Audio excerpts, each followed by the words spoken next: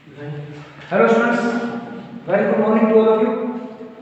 आज की क्लास में स्टूडेंट्स हम डिस्कस करेंगे हमारी नेक्स्ट वीडियो, जिसके अंदर हम डिस्कस कर रहे हैं।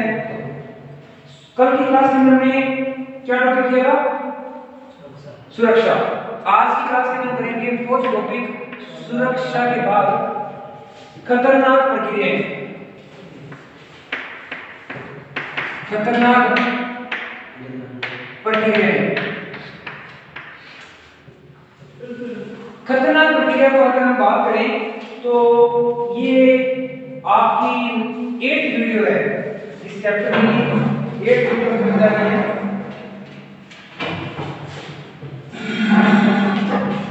कल हमने धारा 41 तक किए थे। आज की क्लास में हम धारा 41 पूरी कवर करेंगे। 41 पूरी का मतलब 41 के जो प्रावधान है वो आपके ए से स्टार्ट हो रहे हैं और ये एक्स तक चलेंगे।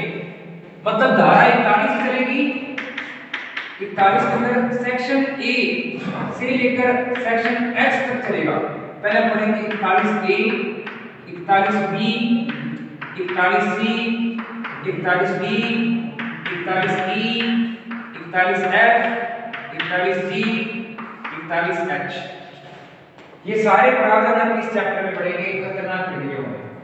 सबसे पहले मेरे रखिए खतरनाक प्रक्रिया के संबंध में क्या प्रावधान है।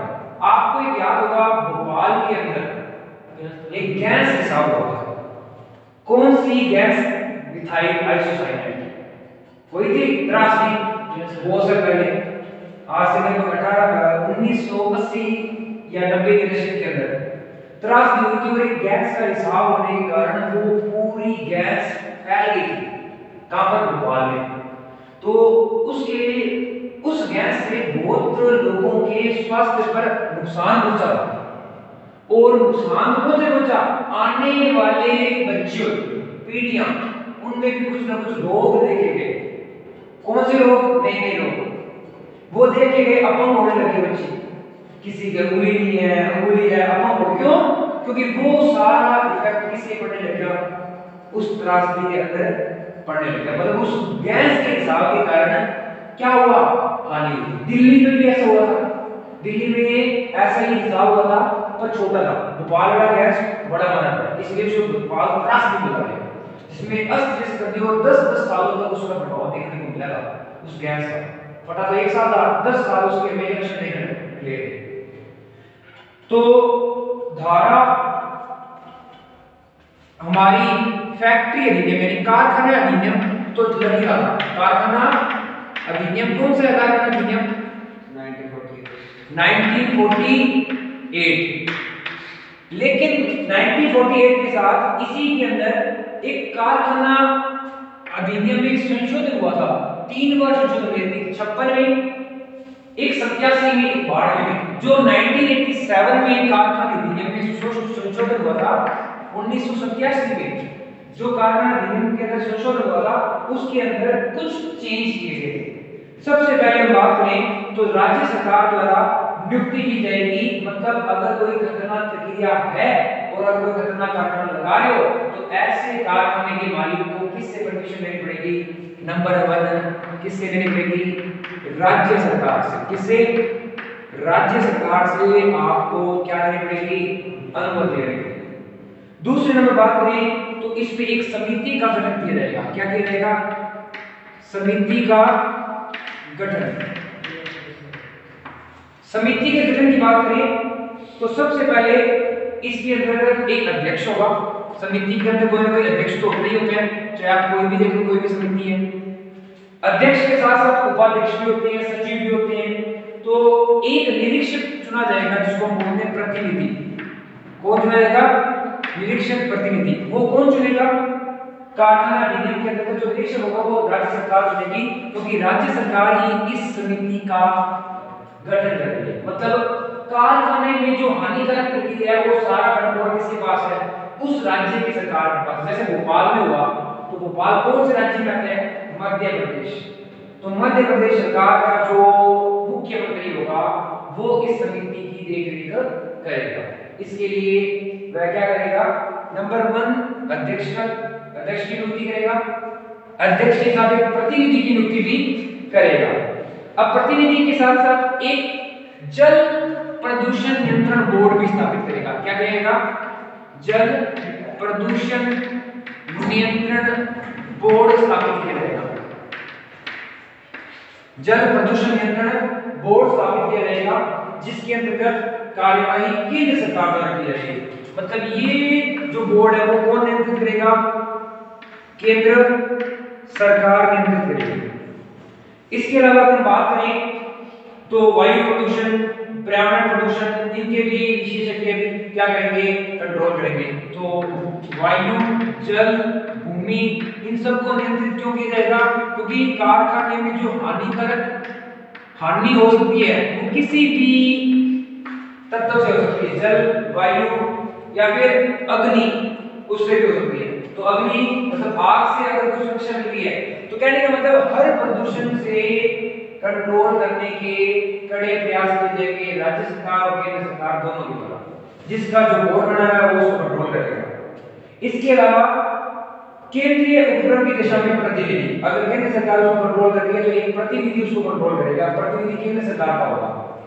समिति का कार्य क्या होगा? समिति का काम ये है अगर कोई कारखाना लगा रहा है, अगर कोई कारखाना लगा रहा है तो उस कारखाने की जो भी संचालन की क्रिया है, आवेदन की क्रिया है, उस कारखाने को अनुमति देने की प्रक्रिया है, लाइसेंस देने की प्रक्रिया है, वो सारा का सारा कौन करेगा? उस कारखाने के अंदर जो राज्य आ रहा है या जिस राज्य में वो कारखाना स्थापित हो रहा है वो राज्य क्या करेगा? उसकी जांच करेगा। उसकी जांच किसको सौंपेगा? उस समिति के अध्यक्ष को। अध्यक्ष क्या करेगा?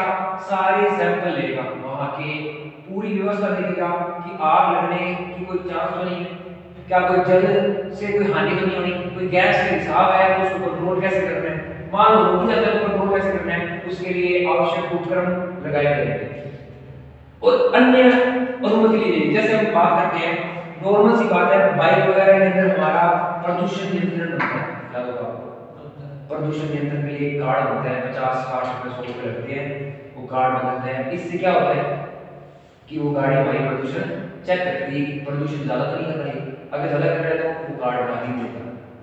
ऐसे ही सेम प्रदूषण कारखाने में होता है, जो एक संस्था निकालती है कि प्रदूषण हर इंडस्ट्री का चेक। मान लो आप दिल्ली में 50 इंडस्ट्री है, सबकी इंडस्ट्री का चेक किया, किसी से धुआं जा रही है, मतलब धुएं का सैंपल लिया, सैंपल कैसे लेगा धुएं का? ऐसे मैंने इसको डब्बी में कर लिया, उस धुएं के अंदर वो एक मीटर लगाते हैं जिससे उस क्रूज को पता लगता है कि अगर कोई गैस उसके आर पार निकल रही है तो वो पता लग जाता है, वो एक मीटर होता है वो चेक कर जाता है कि वो गैस कितनी खतरनाक है।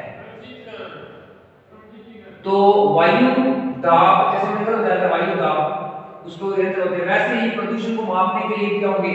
अन्य यंत्र होते हैं। उसमें तो ये पता है कि कौन सी, जैसे व्हीकल का पता रहता है वैसे ही कौन सा कारखाना ज्यादा गैस खराब यूज कर रहे हैं, ज्यादा गैस खराब कर रहे हैं, मतलब आसपास के लोगों को उससे नुकसान हो रहा है। हमें तो नहीं पता लगेगा कि हमें तो गैस मिलेगी, लेकिन वो यंत्र होंगे वो आसानी से पता लगा लेंगे कि इस कारखाने का जो गैस है वो जहरीली है, इसकी मिट्टी है, इसकी इस तरीके की है, इसकी इस तरीके की है। मतलब हर तरीके की कारखाने की जांच की जाएगी, जो जहरीला होगा उसको या तो बंद किया जाएगा या फिर उसको कड़े से कड़े उपकरण लगाने पड़ेंगे उस जहरीली गैस को खत्म करने के लिए, ताकि स्वास्थ्य को कोई नुकसान ना पहुंचे। बेसिकली इस चैप्टर के अंदर, इस वीडियो के अंदर हम खतरनाक प्रक्रिया करेंगे और ये धारा 41 में दे रखी है, 41 से लेकर 41 ए से लेकर एच तक है, ठीक है।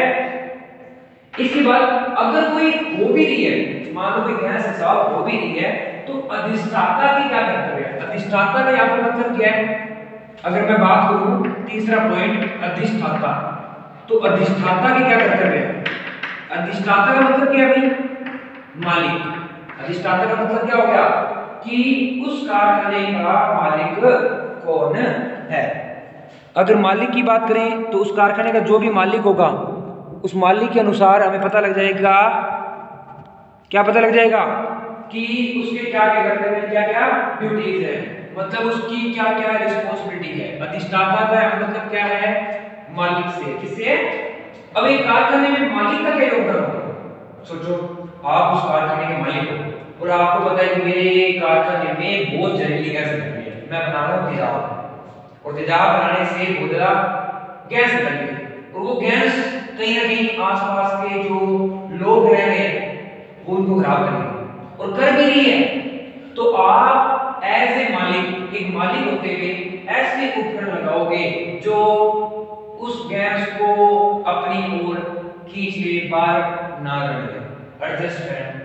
बड़े बड़े उपकरण, ऐसे इक्विपमेंट, ऐसी टेक्नोलॉजी आ गई है जो इसका टेम्परेचर भी बता देगी कितना टेम्परेचर, क्योंकि इतने हमने रिसर्च वगैरह कर रखी है, टेक्नोलॉजी इतनी तगड़ी आ गई है कि हमें पता लगेगा कि इसका टेम्परेचर कितना है, इसमें कितने धूल है, कितने कण है, सारे बता देगा, क्योंकि टेक्नोलॉजी ही आ रही है इतनी तगड़ी। तो बेसिकली अगर कोई आ रही है तो सबसे पहले तो इसकी सूचना किसको देना, बचाव की सूचना श्रमिकों को कहना मास्क लगा के या कोई इक्विपमेंट लगा के रखें जिससे वो आपके शरीर में प्रवेश ना करे, नंबर 1। दूसरी बात, साफ सफाई ज्यादा रखें, जितनी साफ सफाई गंदगी होगी कहीं ना कहीं उसका प्रभाव वो भी पड़ेगा। तीसरा ये कह रहा है कि पॉलिसी बना दें, पॉलिसी क्या कि जो हमारी लोकल अथॉरिटी है वो भी टाइम टू टाइम अपने कीटनाशकों का छिड़काव करे ताकि ऐसी हानिकारक गैस को मुक्त किया जा सके। और अगर कोई लक्षण दिख रहे हैं कि ऐसे गैस से कर्मचारियों पर इफेक्ट पड़ा है तो ऐसे काम को बंद किया जाए या फिर तुरंत उसके लिए कोई समाधान किए जाए। हाँ, संकट के समय पर निवारण किया जाए, सुरक्षा के उपायों की जानकारी दी जाए और खतरनाक प्रक्रिया वाले कारणों की सूचना दी जाए। किसको? धारा 1987 में जो संशोधन हुआ था उसके अंदर एक पॉइंट ये भी था कि अगर कोई कारखाना खतरनाक गैस प्रवाह कर रहा है तो इसकी सूचना अपने निकटतम सरकार के एक उपकरण को देना, जैसे नगर पालिका, नगर परिषद, जो भी नगर निगम, जो भी ग्राम पंचायत, अगर जहां पर जिस एरिया में आप काम फैक्ट्री कर रहे हो उसके संबंधित नगर पालिका, नगर परिषद को देना। ठीक है, नगर पालिका, नगर परिषद पता कैसे लगेगा? अगर संख्या 1.5 लाख से ज्यादा है नगर पालिका, अगर 5 लाख से ज्यादा है नगर परिषद और 1.5 लाख से भी कम है तो ग्राम पंचायत। जैसे संख्या के आधार पर उसमें पॉपुलेशन कितनी है, जैसे विजयनगर के अंदर पॉपुलेशन 1.5 लाख से कम है तो यहाँ पर नगर पालिका, कहीं जयपुर में जाओगे नगर निगम मिलेगा, और अगर हनुमानगढ़ में जाओ, पीलीभंगा जाओ, नगर परिषद मिलेगा, अलग अलग। इसके अलावा अगर कोई उल्लंघन कर रहा है किसका, क्या होने दो फैक्ट्री जलनी चाहिए तो उसके लिए क्या है, दंड की व्यवस्था की गई है। इसके अलावा स्वास्थ्य एवं चिकित्सा अभिलेख रखना कि टाइम टू टाइम हमें स्वास्थ्य और चिकित्सा के लिए रिपोर्ट रखने पड़ेंगे, जो भी हमें सामग्री चाहिए निर्माण की, हानिकारक पदार्थों के प्रभाव में अगर कोई सामग्री आ रही है तो उन पर नियंत्रण रखा जाए। हाँ, खतरनाक पदार्थ होने के ढोने में योग्यता प्राप्त व्यक्तियों की नियुक्ति, अगर कोई खतरनाक पदार्थ ढो रहे हैं, जैसे मान लो बैटरी, अब बैटरी को आपको पता होगा अगर बैटरी थोड़ी सी उल्टी होगी वो बैटरी कहीं कपड़ों पर लगेगी, उसका गुण भी वो कपड़े लगती है, खराब हो जाती है। अगर कोई ऐसा खतरनाक पदार्थ है और आपको पता है कि वो जाने कोई नॉर्मल सा बंदा लेके जा रहा है, उसको पता नहीं है किसको लेके कैसे जाना है, तो जो सक्षम व्यक्ति हैं वो इसको लेके जाए जिनको नॉलेज है उसके बारे में।